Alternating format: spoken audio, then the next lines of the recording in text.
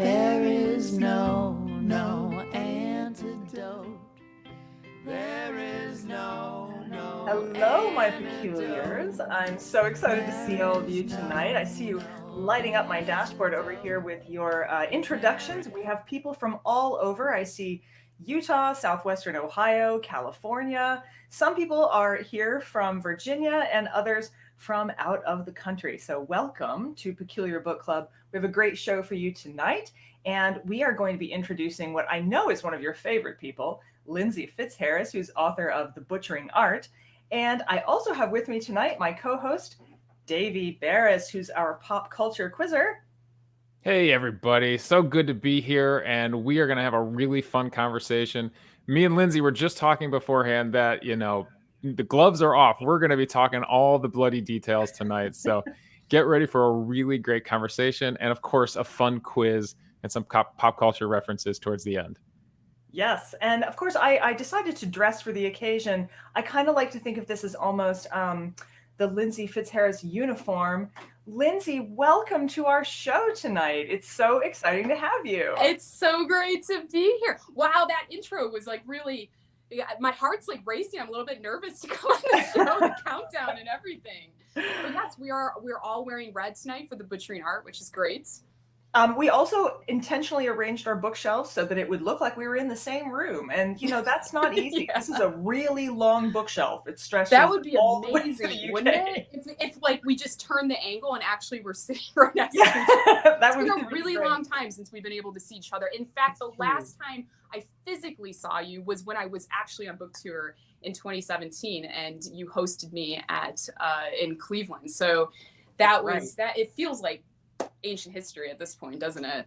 It does. And I have to say that if you were here in person, I would be able to offer you one of these. Thing. Thank you, Thing.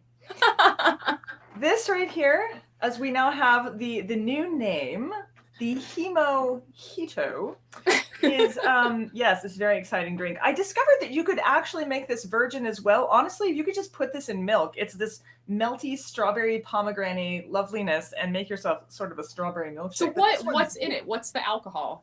Well, I started off with a bit of gin, and I did pass the recipe on. Anyone else drinking it out there? Let's see. Anyone? Can I see the chat? About your skull or your? What's that? Oh, I hit the chat and now I can't see anything. Oh, never mind. I was trying to. Well, basically, we started with gin. I was trying to access the chat. I guess I'm not allowed to do that as the guest. Lindsey, you know why we chose gin.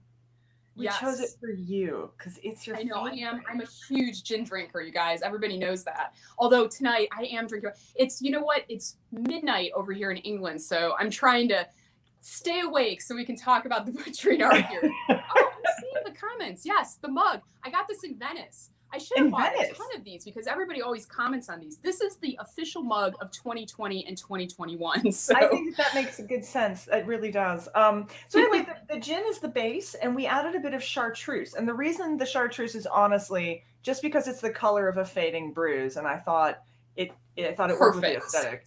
And that we've used some limoncello, which gives it that milky sort of quality to it. It's the creme limon. But what really makes this drink is the blood cube, which I experimented with quite a bit, actually. So it's pomegranate juice, strawberry jam, because it's chunky and kind of red, and a little bit of some flower petals in there as well. So as it begins to melt, in addition to making your drink taste like strawberry, it also looks like a bloody mess, and that's kind of what I was going for. I love that. That's so cheers to all of you. Yes, cheers with my sad water. But you win on the mug. So I have to say that this here is completely edible. It's made by my friend Annabelle, who runs The Conjurer's Kitchen. So you can find her online. But it is all edible, and it's What is it made out of? What does it taste like? It's sugar. I mean, I've had it for years too. Like, I wouldn't eat it at this point because it's so old. I keep it in this black box and I wrap it, and occasionally I take it out. But yeah, she made it to celebrate our friend Paul Kudneris's book when it came out, Heavenly Bodies, which if you guys haven't checked that book out, it's amazing. It's about all these jeweled skeletons around the world. He's a fantastic photographer and a great writer. And yes, these skeletons very much look like I'm the loving sugar it. skull. I'm trying there to you go. get a better look at it, but it's beautiful. So we're all in the right. We have all the right ambiance at this point to sort of launch. The way this works, and I'm just going to share this with the audience here, is that you'll put your comments and questions in the box on the side here, and I can see you. I need that crow next to Brandy, says Susan Ballinger. Color of a Fading Bruise, says Christina Lee, such a great descriptor. And that we've got several people commenting on the photography in Heavenly Bodies by Anthro Girl there. So we have a lot of people talking away. And what happens is when these comments go in and we choose your question, it pops up on the screen. Okay. And we'll try to get to everyone's. Fair warning, y'all type a lot. And sometimes whole conversations happen over there. So if I miss your question, feel free to type it in again, because it will just it'll keep going down, and we'll actually begin to see those in the bottom. So before we jump into the exciting ask about the butchering art and things you may have discovered since questions, I just wanted to say a few words about Lindsey. Lindsey and I have known each other for quite a long time. We met in London when I was doing some research. I was actually giving a talk on vampires and medicine for the Sick City podcast when I met Lindsey. We've been to death conferences. There's been a lot of things we've done over the years. But most important, I think, for everyone here tonight is, Lindsey, what gave you the idea to write this book? Oh, man. Okay, well, I'll give you the sad story first, but I'll give you an abbreviated version of that story. I had been blogging for a long time under the Surgeon's Apprentice. I was doing some YouTubing, and I really loved connecting with a general audience about my work. And so I should have written a book sooner than I did. But what happened was I was married to someone else. I'm remarried now, but I was married to someone else, and I was going through a really terrible divorce. And I was facing deportation as a result from the UK. And this was my home. I had been here for 10 years. But they took my passport. They told me I couldn't work while my immigration situation was being discussed. And I was broke. I mean, I was really very seriously broke at that point.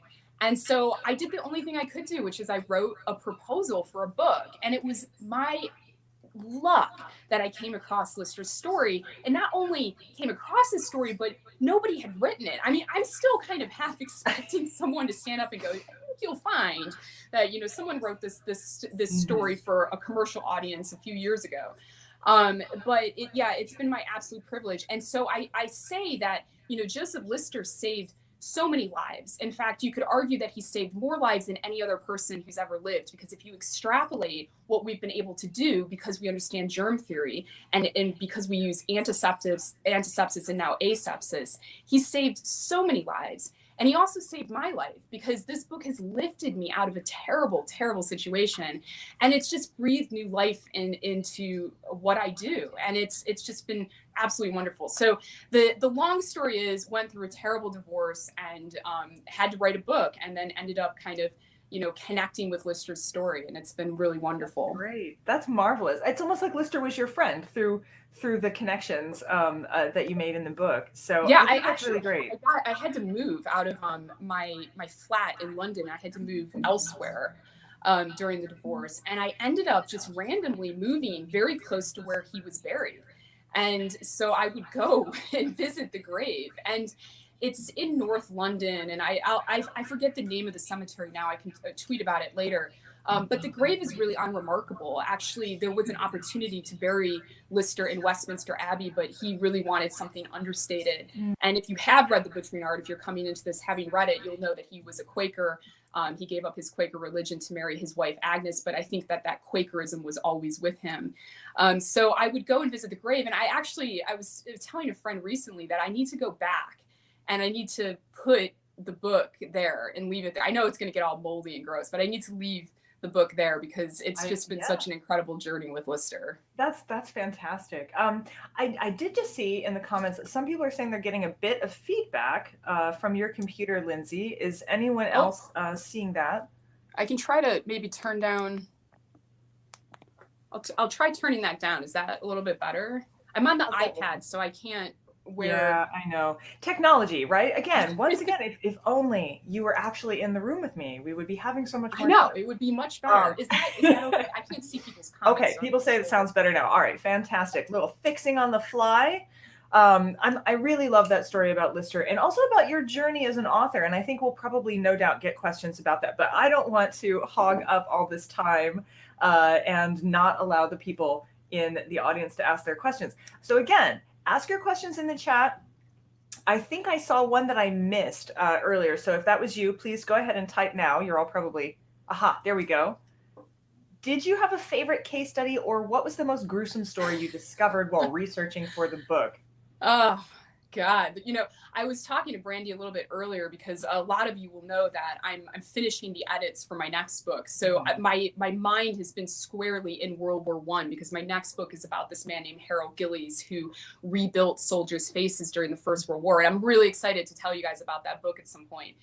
So I gotta go back into my memory banks with the Butching Art here. But I will say that when I started my tour in 2017, I was interviewed for NPR, and they had the forethought to record it and not put me on live radio. It's very risky to put me on anything live. And I told this story. So Lister was a student at the time, and he was attending this case. And this woman is brought into the hospital, and she's asphyxiating on all this blood and pus that's gathered in her throat. And in an inspired moment, John Erik Erikson, who's the surgeon who is essentially his boss or his superior at the time, he cuts into the trachea and all this blood and pus begins spilling out. And he leans over and he puts his mouth on this wound and he begins sucking this out for, I think it was something like 3 to 4 mouthfuls. I mean, it's an insane story. And the reason why I like to tell it is, you know, obviously it's very gross and it gets a rise out of the audience, but mostly it really underlines how far we've come in a really short period. I mean, doctors ain't doing that today. You know, they're not going in and sucking the pus and the blood out of these wounds. And what was crazy about that story was John Erik Erikson, he lives, like she lives as well. The patient lives. And actually for the purpose of the book, it would have been better if they had all died to really illustrate how dangerous that was. But of course, we're nonfiction writers, Brandy and I, we can't make this stuff up. But I told this story to the interviewer who was really into it. And then afterwards, the producer was like, no, we, you know, it was a great story, but we definitely have to cut that. This is like drive time NPR. Nobody's going to want to hear this. I think they were wrong. I think that the book would have just flown off the shelves if that NPR audience had heard about the pus and the blood. But I do generally tell that when I go around talking about this book, because again, it really does illustrate just how far we've come in such a short time. That's true. I hate to say it, but the blood and pus story is really kind of working with this cocktail. I know, this is as we have it now. But you're not grossed out by anything, you know. So actually, it's quite dangerous for you to interview me because we both have, you know, you worked in a medical museum for a long time. We're both medical historians. We don't really have a sense of what is upsetting to normal people these days. You know, to things. You just forget that it's upsetting to people. But I feel like we're in the right company. The peculiars, as we call ourselves, we're ready for this kind of thing. I have a couple of questions. Some of them are quick, I hope, because I want to get to more, but I thought this one was quite funny. What noise did you make when you got Lister's actual descendant to narrate the audiobook? Oh my God, that was so funny. You know, first of all, with audiobooks, I mean, the author can read it, but nobody wants my voice, like nobody wants to hear that. And they sent me a few names to narrate, and they sent me female names, and I actually felt, because it was Lister's story, I felt it needed a male voice. And they said, well, there's this voice actor named Ralph Lister. And I was like, wait, what? I was like, is he related to Joseph Lister? So they went back and they talked, oh yeah, he is related to Joseph Lister. I said, I don't even care what he sounds like. He's got to do the book because that's just too weird and too much of a coincidence. Like if he had sounded like Mickey Mouse, we'd have just gone with it anyway, right? Yeah, it could have been literally anything. And I would have been like, it's got to be him. And actually, for the next book, and I almost said the title. I'm not supposed to talk about the title. Oh, not yet. For book 2, about Harold Gillies, the father of modern plastic surgery. He has a very famous descendant named Daniel Gillies, who's this actor in Hollywood. And I was joking on Twitter that Daniel Gillies has got to narrate the audiobook. And he contacted me and he said he'd be up for it. Oh so my I don't know God. if that is yet going to happen, but But see, now though, now you've kind of like set up this precedent, right? Yeah, I know. You always have to find the descendant of somebody. From here on, it's got to be. When you were in your doctorate, did you always intend to be a Oh, that is a good question. That's a good question. I love this question when I get it too. Yeah, I mean, it's funny because like when I think back on it, I mean, Brandy, you and I mean, when I first met Brandy, it was very obvious she's very creative, and that academia might be a little bit too rigid for her, as well as me. I mean, I'm a ridiculous person on some level. I think like Oxford's gonna call at some point and say, we're taking back the PhD. You have a Muppet in your room. Like this isn't how PhDs from Oxford act. But they can't take it back though. That's the best part. They can't remove it. But you know, I when I went into all of this, I did think I was going to be an academic. My grandfather, who partially raised me because my parents got divorced when I was really young, he was a professor at Northwestern University. And so I grew up in academia in a lot of ways, and I had a huge respect for academia, and I still do. But yeah, as it turned out, I was just a little bit too creative for it. And what happened was I had done my undergrad, my master's, my PhD all at once. 2 weeks after I finished my PhD, I started a postdoc at UCL in London. I became intellectually burnt out in a really kind of significant way. And so I started this blog called The Surgeon's Apprentice. And it was really a way for me to fall back in love with history, because I was so tired of, you know, the philosophizing and all of the intellectual discussion about history. I just wanted to tell the stories that had gotten me excited about the past when I was a kid growing up. And so that's really how it started. And it just kind of took off. But I think looking back at it, it was insane of me to think that academia was the route for me. I've always been a storyteller. I've always loved, you know, regaling audiences. Even when I was a kid, I was always telling spooky stories, and I loved Stephen King. I wrote Stephen King when I was a kid, and I told him I was going to be just like him. And oh, that's great. I sent him the Butching Art as well, but I haven't heard anything. But I wrote him this letter, and I said, I wrote to you when I was a child, and I'm writing to you again in the hopes that you might, you know, read and enjoy my book. But I'm sure like a bazillion people probably, yeah. send him stuff. But who knows who the gatekeepers are for that kind of stuff, right? Yeah, I know. Who are those people? I do love that story. I love that story. I think I liked academe I liked imaginary academe, you know, like how it appears on television and movies. I was like, oh, that looks lovely. It's not like that in real life. It's just a lot of committee meetings forever. But I did it for a number of years myself, and there is a lot to love about academia. I'm glad there are people who do it so that we don't have to. Yeah, exactly. I mean, you still kind of have your toe in academia. That's true. I'm like academic in the journal, and Lister's work was met with skepticism despite mounting evidence of its success. Was there a particular Victorian flavor to this skepticism, or simply the anti-mask? Mike Breen. That's a you question. I like that.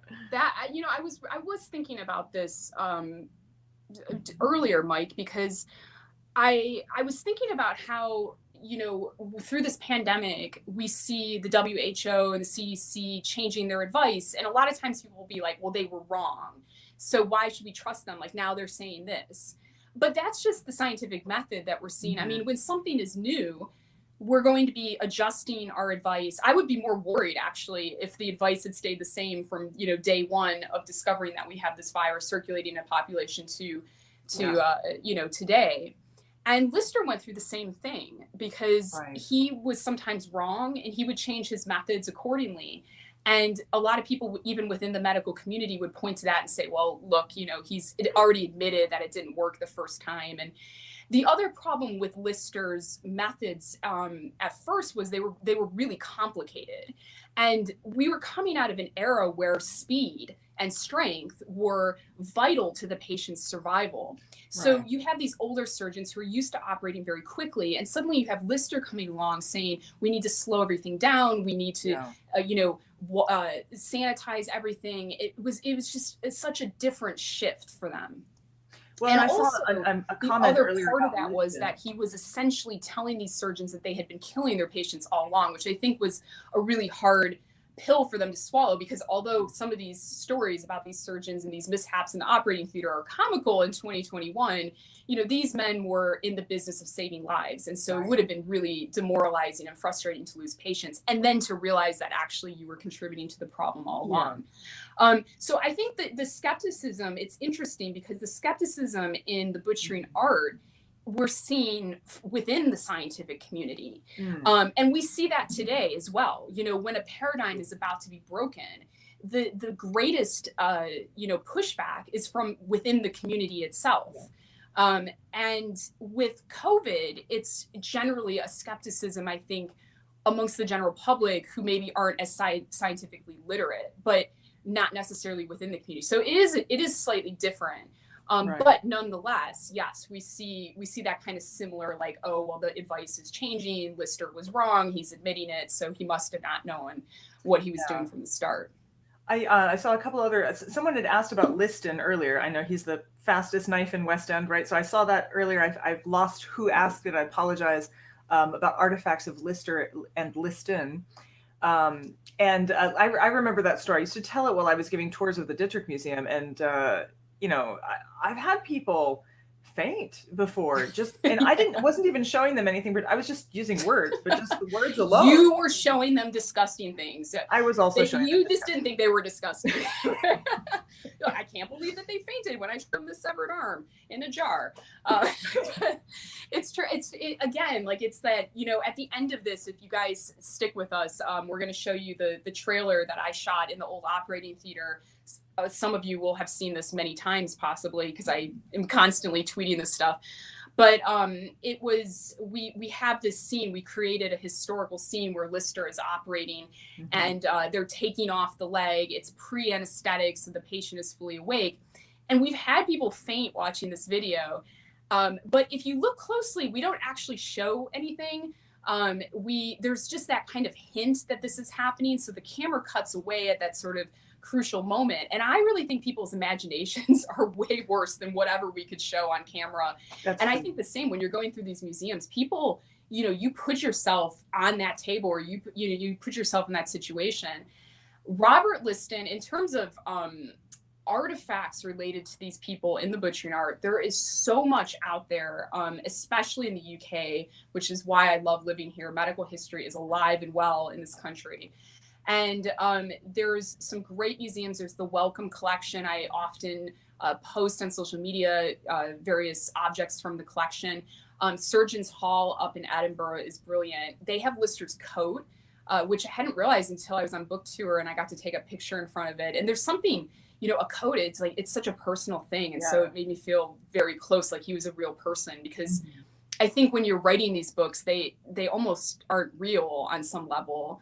I mean, they are very, I don't know how you feel, Brandy. They are real and they aren't. It's like, it's this kind of bizarre relationship you have with it. And then you're sort of confronted with an object. And I know with your book, you had the bloody journal, which is quite the beginning there. Yeah, quite an object to be confronted with. But yeah, there's plenty of artifacts and historical objects related to these figures. And certainly Lister, who lived into his own fame as well. And so people, you know, collected his autograph. There's a lot of things that are signed by him. I mean, you can go on eBay and you can find a Lister autograph pretty easily these days. And he was really a private person. I talk about that a little bit at the end of the book. He wanted all of his letters and personal correspondence to be destroyed because he thought that his story should be told through his science alone. And lucky for me, that wasn't destroyed. And I say that because I think we have to remember that progress in science is not created in a vacuum. Like, we are very much a part of, you know, the influences around us. And Lister's definitely, you know, influenced by his father, by his wife, by the various colleagues that he has. So it was my good fortune that this wasn't destroyed. But there's a lot of correspondence to go through. Also, he lives forever. I mean, he might still be alive for all I know out there. There's so much correspondence, actually. And if you have finished my book, you will know that I stopped pretty abruptly after he sort of triumphs, because I felt like if I continued, it would have been more or less the same story over and over again. Every chapter would be kind of the same. Right. There's pushback and he triumphs in a different city and stuff. So I kind of stopped the story there. But he goes on for a very long time, and he lives well into old age. Lucky him, because not all the patients did. I That is so true. I wanted to just read a couple of comments. These aren't necessarily questions, but they come from a little bit earlier, so I'm back up a little bit in the feed. Kemi Ryan says, academia constrains as a PhD. I feel I can say this. And I'm so sorry. Osteo Andre says, I feel the same way about my PhD.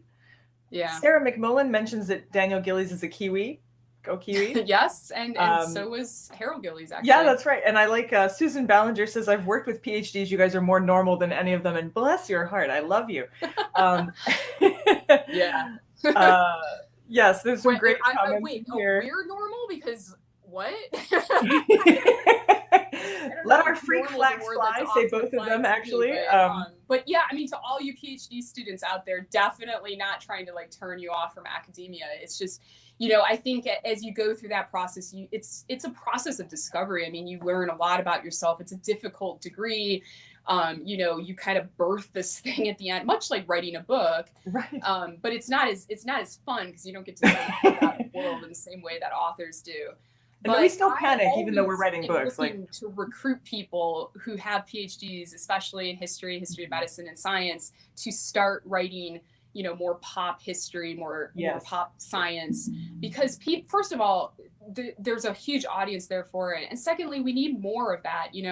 There's not enough great engaging history of science and history of medicine books. But speaking of, I believe that Lucy Santos is actually here. Not like here. I mean, she is. But she'll be on here too later on. That she's an incredible author, and her book is coming out in the U.S. in a few days, or it has just come out, and it's called Half-Lives, and it's about the unusual history of radium. So it talk about failures in the history of science and weird history and weird science. Like, that's definitely a book to check out. But we do need more people on the dark side, outside of academia, engaging the public about history and why it's important. Owning sugar skulls and various other kinds of things. Just a quick follow-up to what you were saying earlier. Who saved his correspondence? Christina Lee asks. Yeah, so a lot of his correspondence is at the Wellcome, and that's a good question.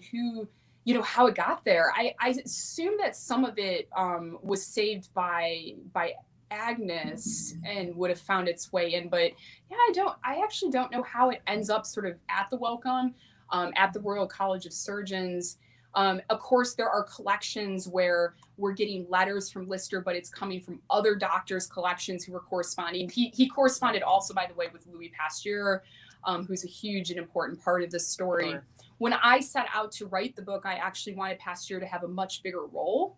Mm-hmm. I wanted their stories to sort of develop in parallel with one another. But the publisher said, people know who Pasteur is. We need to focus more on Lister, which was fine. And the book turned out well. Hopefully people think it turned out well. But this story really is a love story between science and medicine. And it's the first time that a scientific principle, which is Louis Pasteur's germ theory, is applied to medical practice. So it's the birth of scientific surgery. So there is correspondence between Pasteur and Lister and other doctors. And like I said, he lived into his own fame. So, this stuff got kept after his death because people recognized his importance. So people, well, sure, because people would recognize that it mattered to see it here. Yeah. We see one here. Is there an artifact or item related to surgical history you would say is your favorite, or one that is the most? I know this is a difficult question to answer, but sometimes there are those sort of originating moments. I feel like this is a setup, actually, because are you guys trying to get me to talk about the Clockwork Saw? This is my favorite instrument. So the Clockwork Saw, and the reason why this is a replica of the original that is in the Hunterian Museum in London. Unsurprisingly, they wouldn't let me borrow it for my weird YouTube series called Under the Knife. So my friend Alex and I had to recreate this thing and rebuild it. And the reason why I love it, and it's the first ever episode we did on YouTube, is because it was a massive failure. So W.H.B. Winchester in the 19th century created this saw, and it originally had like a hook, a handle, sorry, that you turned. It has since been lost in a move. I don't know how it came off, but anyway, if you could picture, there was like a handle here. And what you would do is you would wind this thing up, you would release it, and it would spin continuously. And it was supposed to facilitate the speed with which you could remove a limb. But what happened was Winchester brought it into the operating theater and he wound it up and it started spinning. And it was a complete disaster. It was really unwieldy. And he ended up taking off his assistant's fingers.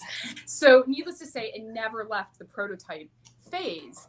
And I love this object because it really illustrates how important failure is in history of science and medicine, because there are more things that fail than succeed. But importantly, the failures do teach us something about, you know, how we should adjust. I mean, hopefully with the failures, people aren't dying or losing limbs, like in the case of W.H.B. Winchester and his Clockwork Saw.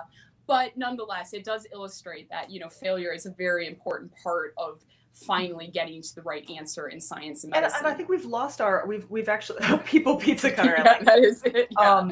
I think we've lost our we don't have the tolerance that we used to have for experimentation, partly because I think everything is so out there in the public. So you're not experimenting in a lab where nobody knows what you're doing. It's on Facebook and YouTube almost before you leave work that day. And I think we expect them to be right.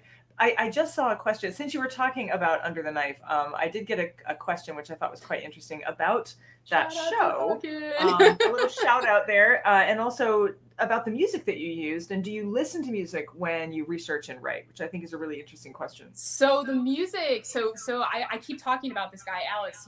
He's really, I mean, credit to him. He was the cinematographer and he shot the trailer to the Butching Art, and he's an amazing filmmaker.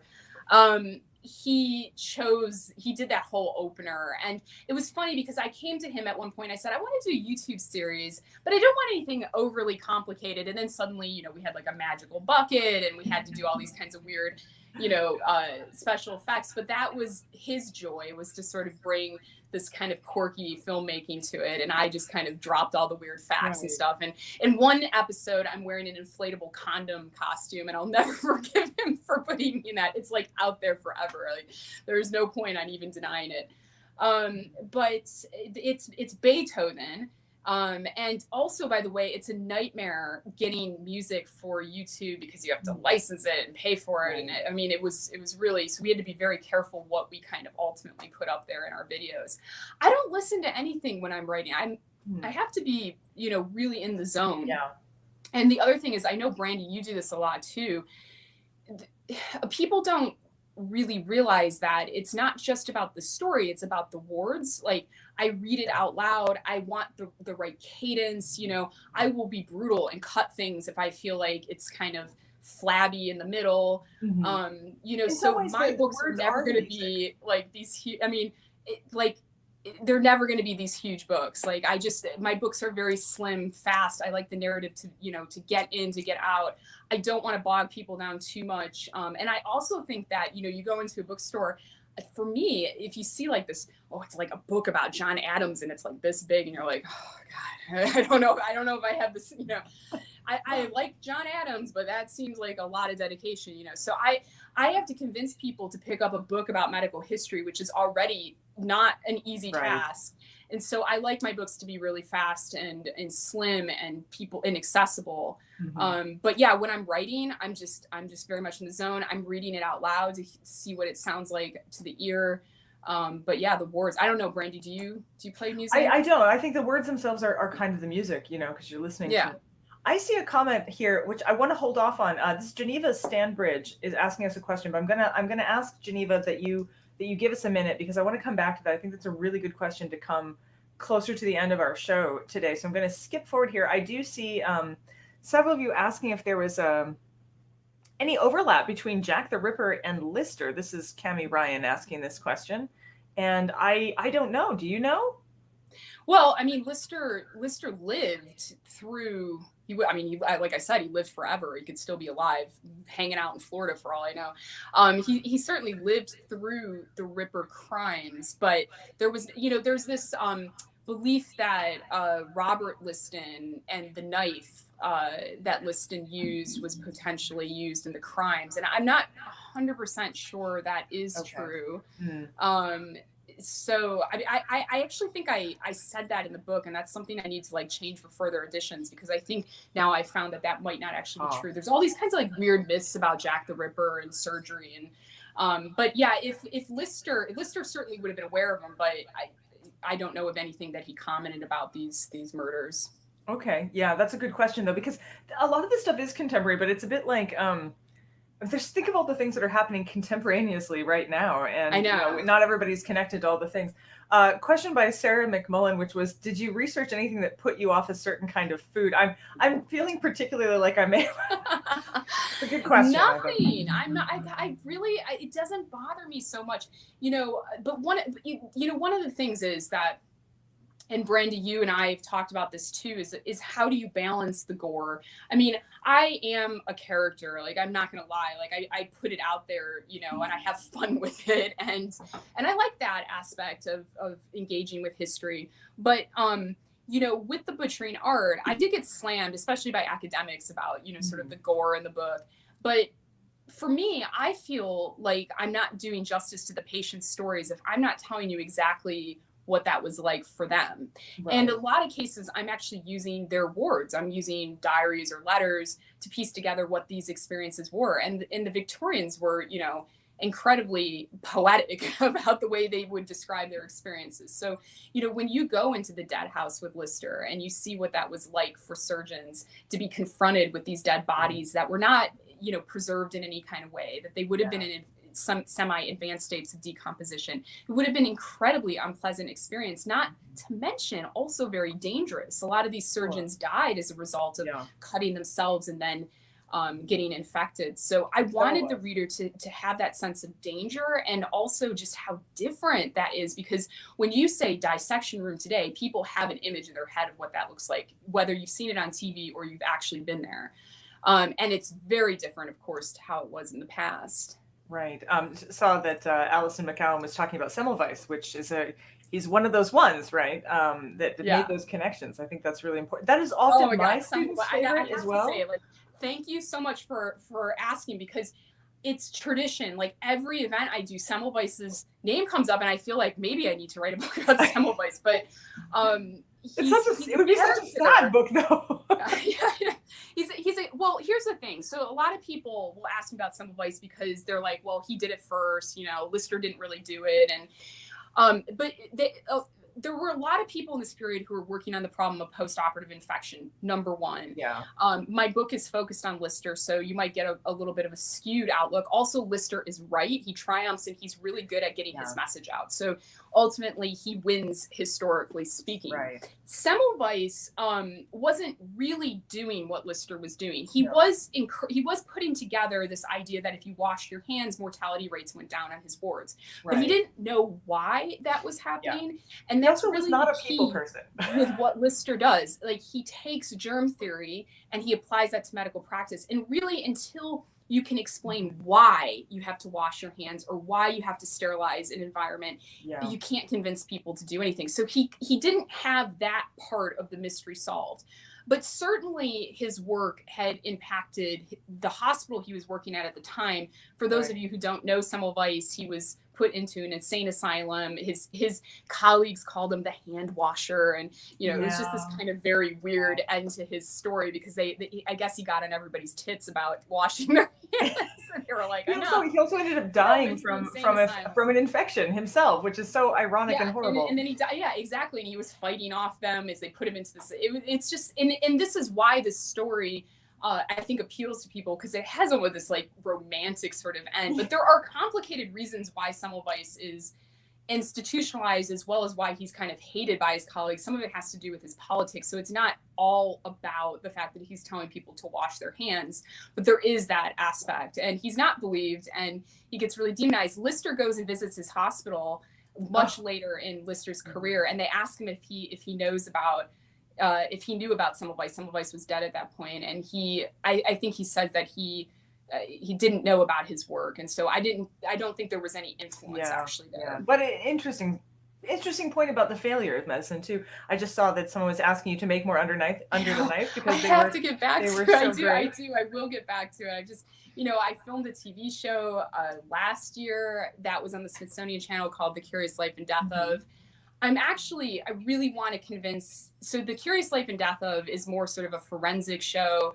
And I had a lot of fun, but it wasn't my idea. I was asked to audition, right. And it was good fun to do, but it wasn't medical history per se. Yeah. I really want to, convince television commissioners that medical history is worth exploring further, but it's really hard. People in TV don't have much of an imagination, so I think I'm going to have to get back. We just need Peculiar Book Club to get you and me to create a show. Exactly. Medical history. Think of how fun that would be. We would have so much fun. I like Susie's, I'm surprised that the carbolic acid smoke didn't make a comeback during COVID. Didn't it kind of, though? I sort of feel like we were all like spraying our, those little hand washing things everywhere. Totally, Susie, I completely forgot about the carbolic acid smoke ball. It's been so many years since I've been engaging with this book. Yeah, that was such a funny, weird thing. And, there was all this stuff. When Lister triumphed, there was all these things that kind of sprung up that I think he, found rather embarrassing on some level. And of course, one of them was Listerine. We don't really know what he thought about that, but he definitely didn't create it. It was created by a man who was in the audience who heard him speak when he was in Philadelphia, and he created this product called Listerine. And it wasn't used as a mouthwash, as some of you will know. It was used more commonly to treat gonorrhea at the time, which I definitely don't endorse. I went on to breakfast TV over here in the UK. I told this story, and a bunch of people on Twitter were like, "She's telling us to throw Listerine on it. She's an idiot." No, I'm not. I don't endorse these things.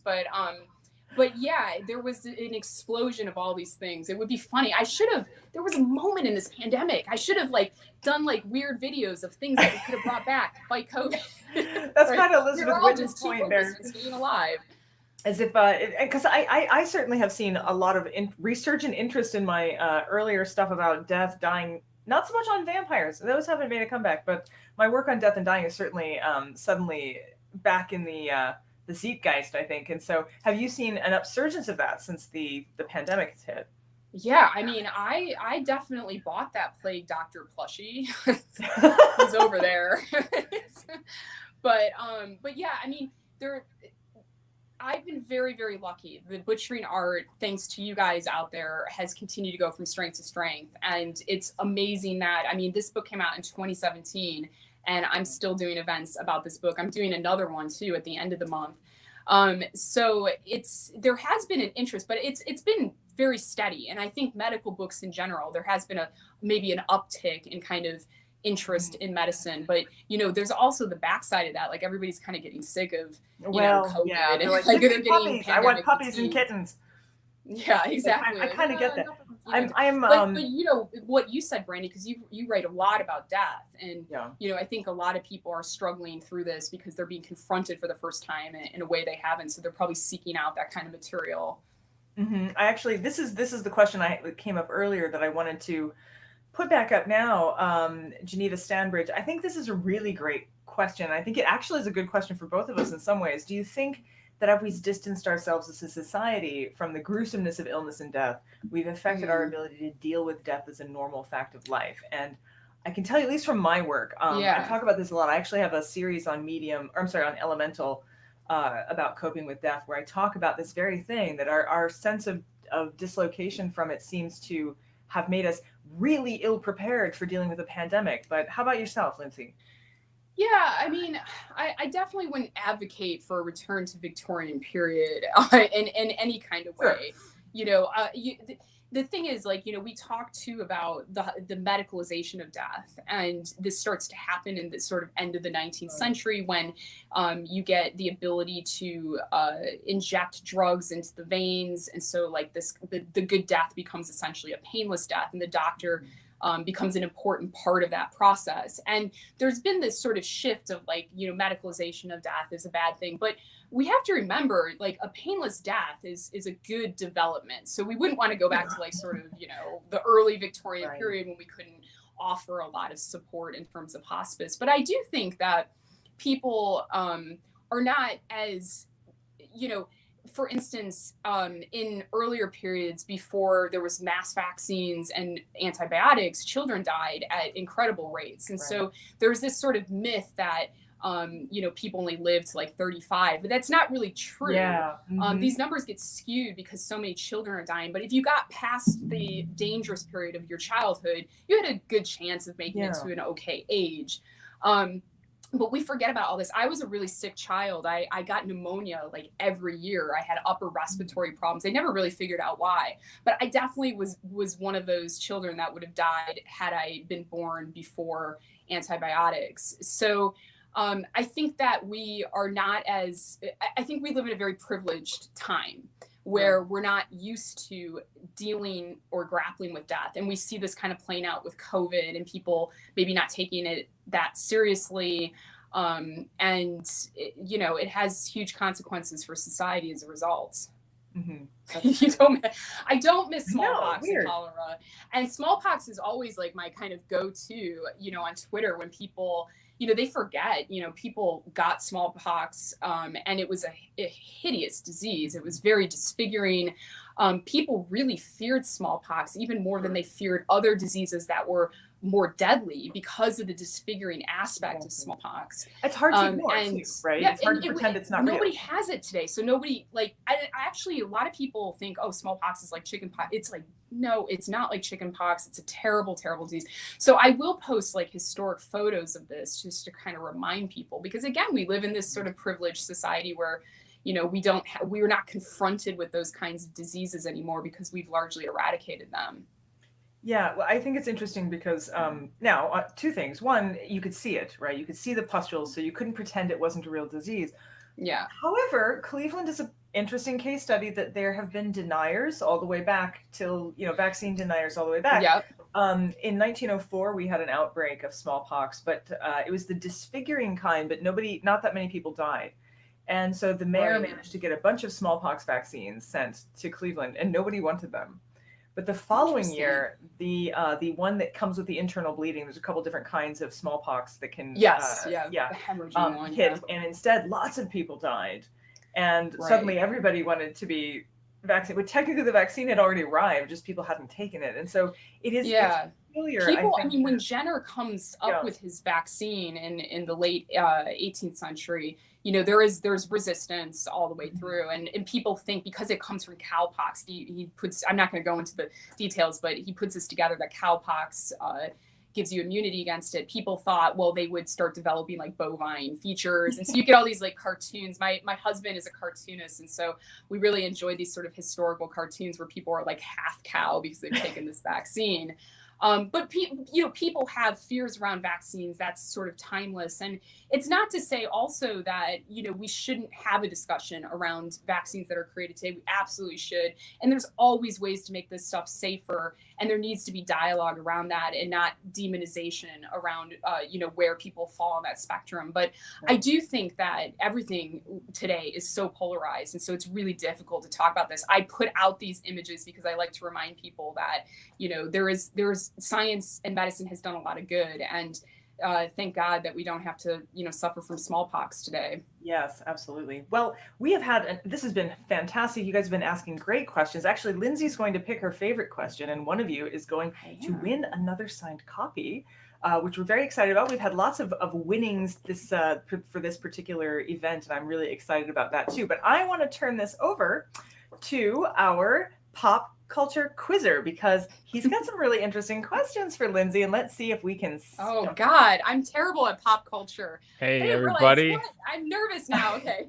Don't worry. No. So actually, I have a fun quiz for you in a second, but we do wanted to talk a little bit about some of the pop culture things and connections and tie-ins and different ways that these themes kind of weave themselves through pop culture. And it was honestly a bit of a challenge. It was pretty hard to find Victorian era stuff. Now, obviously, there's some classics from the Victorian era. Your Olivers, your Scrooges.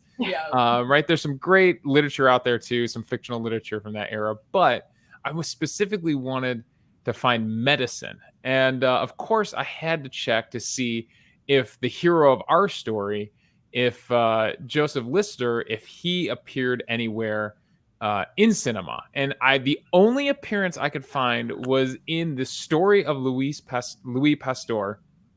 Yes, this is like is it like 1920 or something? When Very old, 1936. Okay. 1936. I think I know that. Weirdly nerdy, because like I'm trying to get this made into a movie, and I'm going around like knocking on doors in Hollywood saying you need to make a movie about this Quaker surgeon you've not heard about. So someone's like, "Oh, it was made in 1936, so we don't have to return to this." You know. Well, obviously, the story of Louis Pasteur it's a highly nominated. I won 3 Oscars back in the day. He was portrayed by Hallowell Hobbs. Hallowell Hobbs is the actor who embodied him. He looks like this classic Hollywood cinema actor who has over 120 credits to his name. So quite the character actor. Lister? He played Lister. Oh, that's hilarious. Yeah. Like, I got to look back at this. Yeah, maybe I should just stop pushing for the movie. It has clearly been done. Like, there's nothing left to be said about it. Or you have like, now you can show that there's precedent. Yeah, exactly. That's right, precedent, yeah. This at some point. So I continued to look, and I think The Elephant Man might be the best cinematic version of Victorian surgery. And obviously, again, it was rated the 159th best movie on IMDb. So when was that? When did that one come out? That came out in 1980. Oh, 1980. Wow. Okay, yeah, so a more recent one. I mean, The Elephant Man, it's such a terrible story. And actually, weirdly, it sort of makes a little bit of an appearance in my next book because there's an artist who works for Harold Gillies, and he actually was working at the hospital that Joseph Merrick was a patient at, and it's a very sad story about this, and nobody really knows why he became so disfigured either. There's a lot of theories about what it might have been, but I don't think it's ever been proven one way or other what he suffered from. Well, but I think there was some connection to the book too, because you talked about the Leech and Potter story about the circus. Yes, yeah. So I did find some connections there. That's right. Wow, going back into my memory banks right now. That's right. For a more modern movie, this one was set in the 1880s called Hysteria with Maggie Gyllenhaal. It was about the invention of the first vibrator. So a little more interesting. Check out after this show. I think it's very much a comedy about the invention of It's pretty great, I have to say. I made my students watch it. When I was still a teacher at Case Western Reserve University, and you never saw so many students be like,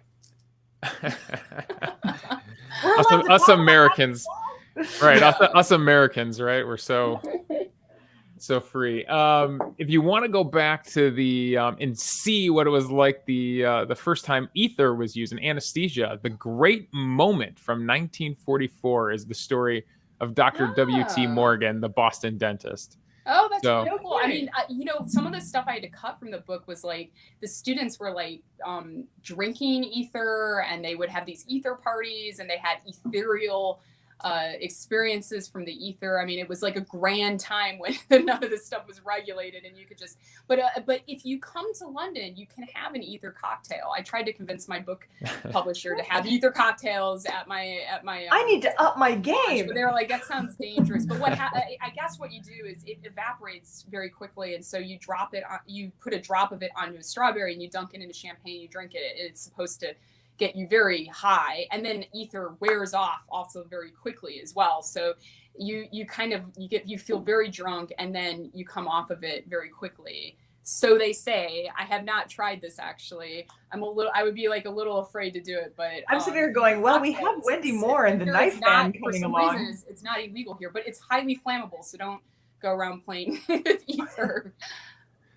And then to wrap up the Victorian age, TV has not done a good job of capturing this era. There's some stuff from the end of the era, and it's mostly British television. There was a show called Casualty, which was a medical drama from 1906, and then 1907 was the next season. There was a short-lived show. Casualty. Isn't there like a show called Casualty? Yeah. Oh. Out now? No, this was... Casualty was out in 2006. Like, I swear there's like a show over here called Casualty. So like, wow, that show's been going on for 120 years. That doesn't sound No. The show came out in 2006, but like the first season is The first season is set in 1906. The second season is set in 1907. Longer than the Like that. Okay. There And was of a course you got the Nick. You got the Nick, Yeah. which is a fantastic show. There was a short-lived show called Quacks in Yes. Victorian London, and then Bromwell, right at the end of the century. Bromwell was on for 3 seasons. It might make a I've heard fun that one. escape into. It was about a female doctor in London who obviously dealt with some pushback and some things and had to overcome. And so that, if you want to live in that world for a little bit, I think that has 3 seasons. Oh, right. Okay. The Nick, I definitely highly recommend people with Clive Owen. That was a brilliant show. But Weird story.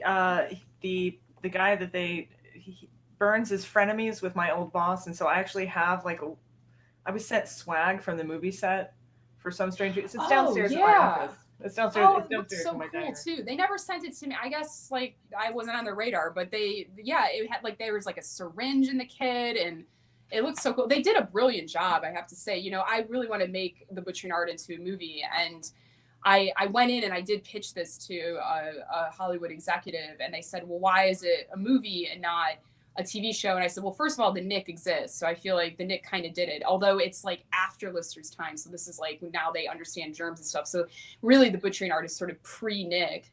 But also Lister's story has a really defined arc. It has a very defined beginning, a middle, and end. So I feel like it would be a great movie. I'm going to keep pushing. You guys are going to get so sick of it. You stick with me 20 years and be like, Lister would make a great movie. Somebody please make this movie. Please. You need someone, someone very serious, like a Daniel Day-Lewis that would really embody that. I know, right?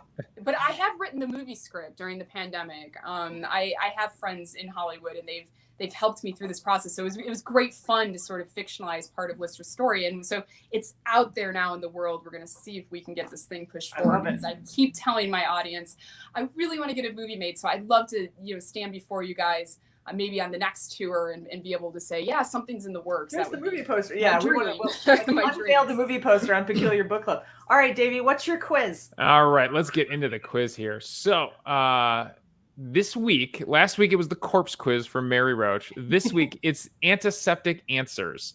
So I've got 3 questions about current antiseptics. I figured it fit right in with Joseph Lister. So I promise these aren't too hard. So the first question, and these are based on their slogans and the way they advertise, because I thought, how else can I differentiate them? So which brand of mouthwash uses the slogan, kills germs that cause bad breath? Is it A, Crest, B, this Listerine, is so or unfair C, because Colgate? I live in the UK and I don't get these commercials. But I'm trying to remember when I go, I've lived here in the UK for 18 years now. I think it's Colgate. I'll give you a hint. This one's a bit of a gimme if you think about who we're talking about today. Oh, it's Listerine. Listerine, yes, that is You're trying to trick me. No. One of the Crest or Colgate. I can't even believe I can't even get the Listerine question right. There you go. Obviously, all of these will just be Lister. Obviously, Listerine and Listerine naming it after Lister was the inspiration for this quiz. I was hoping other products were named after other scientists, and they just aren't. Most of them are either invented by the person who invented them or the chemical compound. Most of them are just named after the chemical compound. And you're just going to cut this together, me getting all these answers wrong, and people being like, she wrote the book about this. All right. Which brand of hand sanitizer uses the slogan, when soap and water aren't available, trust blank? Is it A, Germ-X, B, Purell, or C, Safeguard? These are all American audience commercials, guys. It's just can you call the audience? Come on, guys. What do you guys think? I'm just going to say Purell. No. Think about what's the theme of your book here, Joseph? Germ-X. There you go. It's Germ-X. When soap and water aren't available, trust Germ-X. All right, and then our last one. I just love this. This one, there's no gimmies in this one. Oh, Which brand of? But it's an antiseptic spray. I thought that was so perfect for our book. Which brand of antiseptic spray comes with the promise, helps prevent skin infection and minor cuts, scrapes, and burns with a no sting promise? And I think we can all remember back to when we were kids. It's actually betadine. Oh my God! What? I know that one's a little. I know that one's a little hard. That one was a little hard. But Get you The USA quiz. antiseptic sprays. I'm not even American anymore. I should have checked Yeah, we need a drugstore from the UK. I was checking American Walgreens for these brands. You need to look up Boots. Well, So that's our quiz. So. You got 2 out of 3. Great job. 2 You got out of 2 out of 3. It was 0 out of 3. we nudged you a little bit, and you got. How'd the comments do? The comments did pretty good. We got a couple of Listerine, some Germexes Well, ringing in here. Back team. Oh, that's terrible. You know what? I It was a want terrible back to showing, spray from guys. Star Wars. I know that's a different show. We are going to have Chuck Wendig on here, though, coming up. So I have a few announcements for all of our listeners, and then we're going to end the night with you getting to see the book, the trailer for Lindsey's book. Fair warning, it's a little gruesome. Again, I think you'll all be fine as peculiars, but I feel the need to say that it's a little bloody. So give me a second to give you a couple announcements. We have some really exciting things coming up. This is our second event, our first July event with Lindsey, and it's been my absolute pleasure to have you, Lindsey. I wish you were here with me. I know. Our second July event, we have 2 a month, is Carl Zimmer. And Carl Zimmer is you're doing not going to want to miss him. Edge of Life, or Life's Edge. Sorry, I keep switching around. Life's Edge, which I didn't know what it was about exactly, but I have to tell you, I was reading it the other day, and they're taking skin cells, they're turning them into stem cells, and then they're building tiny little brains, and the tiny little brains send out brain signals. And the question is, are they alive? And you really want to get the answer to this. So I hope you guys will come back for Carl Zimmer. It's going to be really, really interesting. I am ordering all kinds of very strange ingredients for that cocktail, so it's worth it just for that. It'll be interesting. It'll be interesting. There might be some chemical reactions that have to happen. So I hope you guys come. Secondly, in August, we are doing our first double feature. And so if you love Lindsey's book, I feel like you must certainly love Wendy Moore's The Knife Man. Oh, right? Yes. And in fact, Mary Roach wrote the review in the New York Times of The Knife Man when it came out, and she's a big fan. So Wendy Moore will be with us at 6. So we're doing one early at 6 o'clock, partly because it's really stinking late in the UK during these.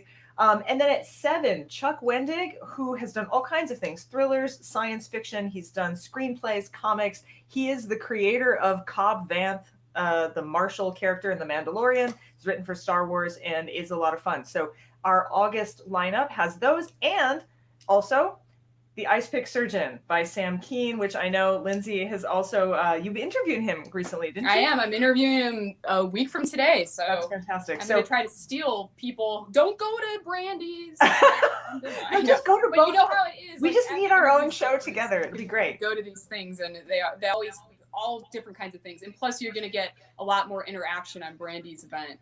I think what's wonderful, once again, if we could just team up, you know, you get like you get dark, you get light, you get black hair, you get blonde hair. We've got it all for you. We can do a show that would, it would rock. Lindsey, thank you so much for coming. Thank all of you for coming. Thank you guys. Peculiars, you're the best. And Davey, we're ready to roll with that book trailer of gruesome Lister surgery. My name is Lindsey Fitzharris, and this is the trailer to my upcoming book, The Butching Art, which is all about the brutal and bloody world of Victorian surgery. Enjoy!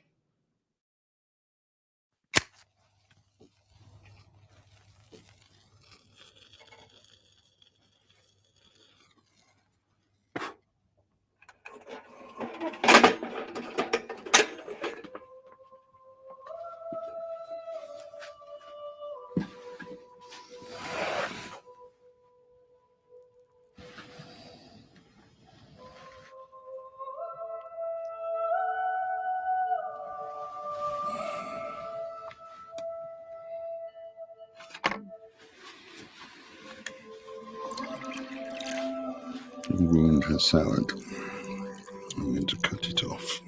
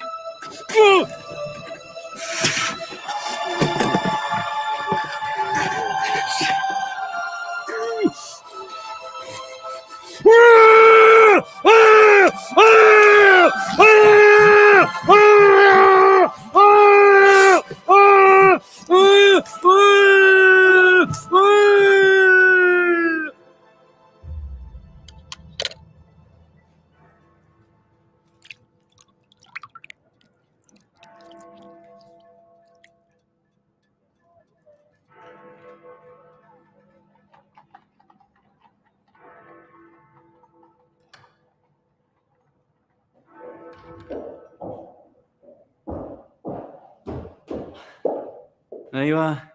Aren't you coming? He died. Who? The docker we were operating upon last night. He died half an hour ago. Yeah, well, that ain't really unusual, Joseph. No, that's the thing of it, isn't it? It's odd, don't you think? Given the body's remarkable inclination to heal itself, you don't think it's odd? Why, when we give it the opportunity, we take away disease, we afford it the chance to grow strong again, why do they die? Trauma, Joseph. No, not in so many. Too many are dying. These are strong men, James. Men who lead harder lives than you or I could tolerate. We operate on shipbuilders, laborers, farriers, the toughest breeds in the land. No, there's more to this than trauma. There has to be more to it than that. Something hidden from our understanding. What's the supernatural then? Gods? Monsters? I don't know. Take your pick. Hey, we might have to burn the hospital down from time to time. Come on, I don't want to be late.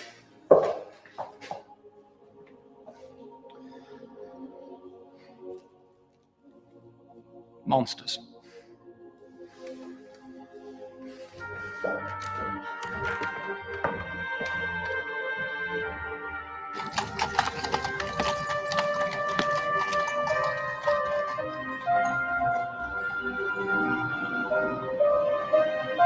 Monsters. Mister! Come on.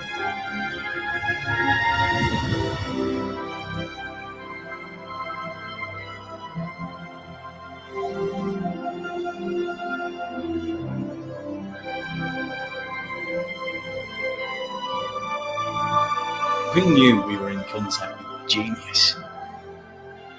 We felt we were helping in the making of history. And that all things were becoming new.